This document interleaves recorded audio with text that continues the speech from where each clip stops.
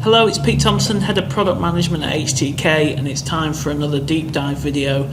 And this week we're looking at content, the different types of content you can create and target at your customers. If this is the first video you've watched in the deep dive series, then I do encourage you to check out the others. We're doing lots of deep dives into the core capability in the platform, and if you have any questions, any queries, then do get in touch and we'll happily answer them. So, what I'm looking at the moment in the platform, in the content section, and I'm looking at a piece of message content that I want to send out, which is a retention email with best offers and best activities to entice my lapse risk customers to engage again with the platform. So next week we'll look at how we send that out. So I've created that. Got the name for it. We know it's a marketing type message, so in Horizon it's full opt-in based preference management. So if you're sending a marketing message, you'll see here it asks you mandatory selection, what opt-in categories is relevant for, because Horizon will use that to ensure it only goes to people who have said that they want to get special offers. Now, in the title I've called it a retention email, but in message content, the great thing is that piece of content could have different channels.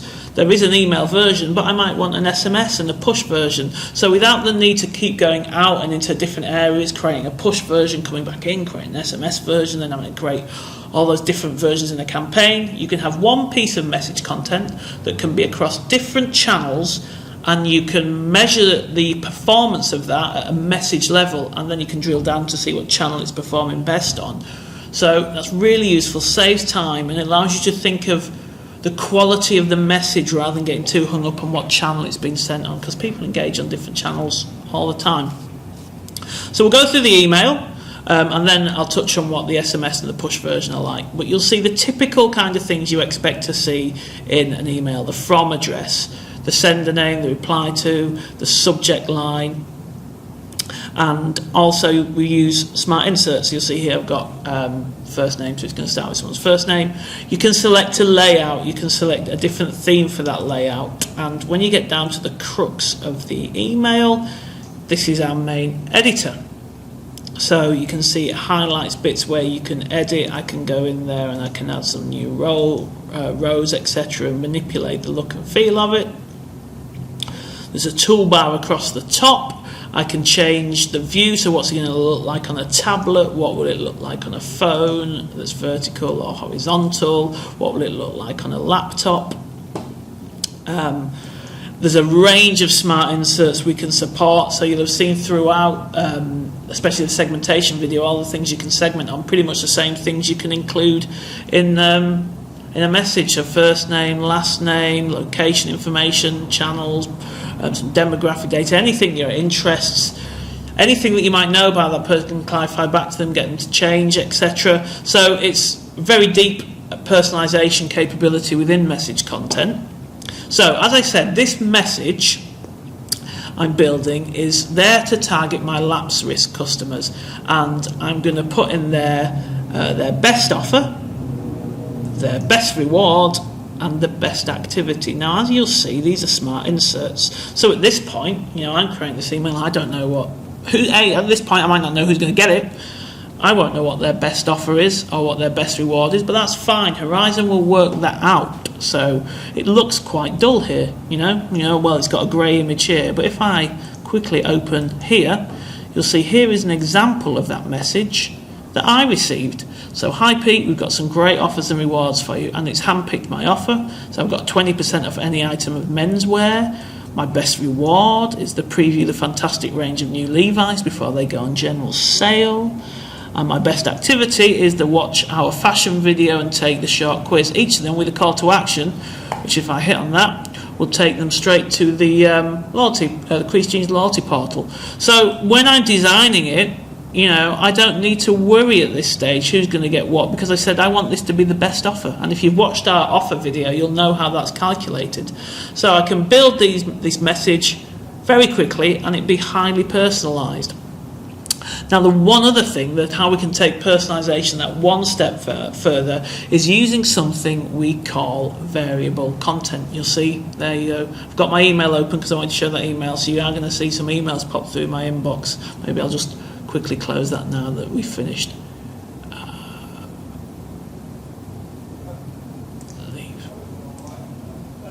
So there we go. My email is gone now. Now I've shown you it. You won't see anything else from my inbox.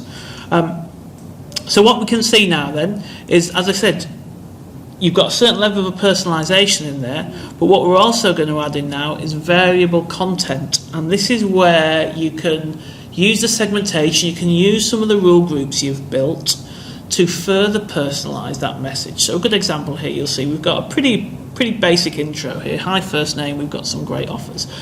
But I might want my highly valuable customers to get a bit more of a personalised message. So if I just click on there and then I go up here a little bit, click on make that variable content, there'll be a little refresh of the screen in a moment. There it comes, and you'll see now the top bit here, there's this grey bar. This is essentially turned that bit of content into variable content.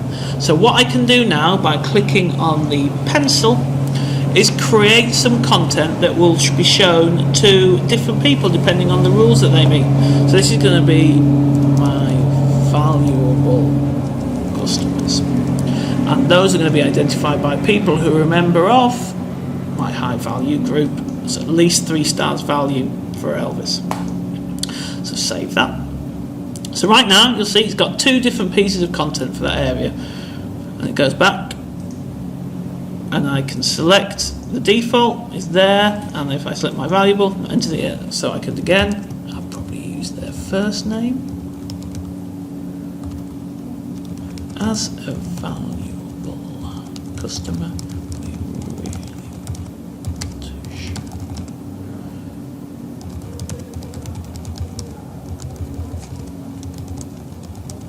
Whatever that needs to be. But I can create deeper personalisation within that one message without having to create different messages for the different segments I have. And you can very quickly and very easily build up a hyper-personalised message across different channels very quickly. So that's really how our editor works. As I said, I would come back and show you some elements of the different channels. So SMS, you can specify the from number, and also if it's an alpha tag. And the message, again, you can use some smart inserts for personalisation. And the same with push. You can select the mobile app and then define the message. So all very straightforward, very easy to create message content. And if we come on to publication content, which is essentially where you create, landing pages, it works in very much the same way. So if we take the feedback survey here, and when that opens up, you'll see what I mean. Very similar flow of things through the publication editor. Again, you can select your channels, so we can do IVR, we can even create tweets here. And you can create publications. Now, you might create a publication that you want to store on its own URL, or it might be one that you want to embed on your own website. This one we're going to host on its own URL. We're not going to require authentication. People don't need to log in to see it. But if I quickly scroll down, you'll see it's a very similar editor, to create your landing page. But obviously with landing pages, you can have multiple pages. You might have a form, someone completes that, they can then go to a thank you page, or there might be a second phase to that form. Here, across the top, you can create your multiple pages that sit within one landing page, and you've got the whole experience being built out here. So in essence, you can build microsites within Horizon and target those at your customers. But what we're going to do here, I'm going to show you how you build web forms, is add in a web form here. So under here, we're going to add a little feedback form. So I select the form button, and this opens up our little web form editor. And this is where you can select from all the available fields and build a little form. So we might want first name, we might want last name, we'll probably definitely want a submit button, but then we might also want them to give us their email address. We might want to move that up there, and we also might want them to go back to the available list of fields. We might also want them to tell us their interests. And then we might also want to... What else should we get from them? Let's have a look.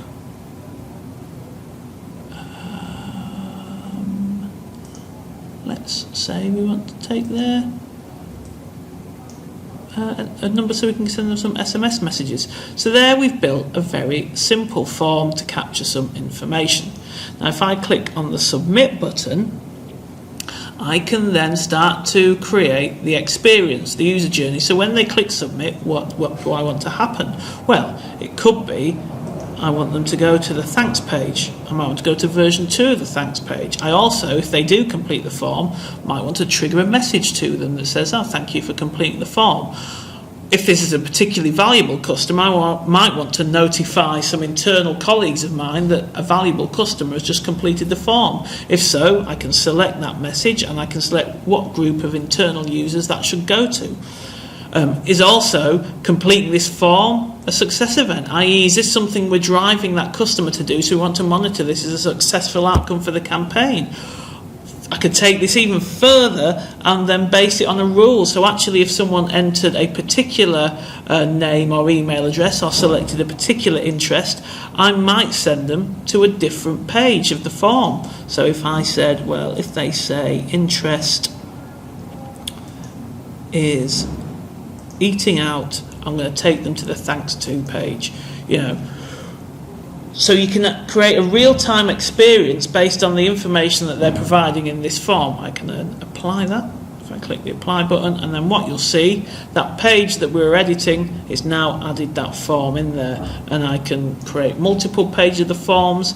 It's then got validation rules for those fields, so it knows that an email should be an email address. You can change the error messages. As you can see, there's the navigation rules for the page. If you use Google Analytics, you can enable Google Analytics so you can get the same Google Analytics tracking you might have on your website within your web form.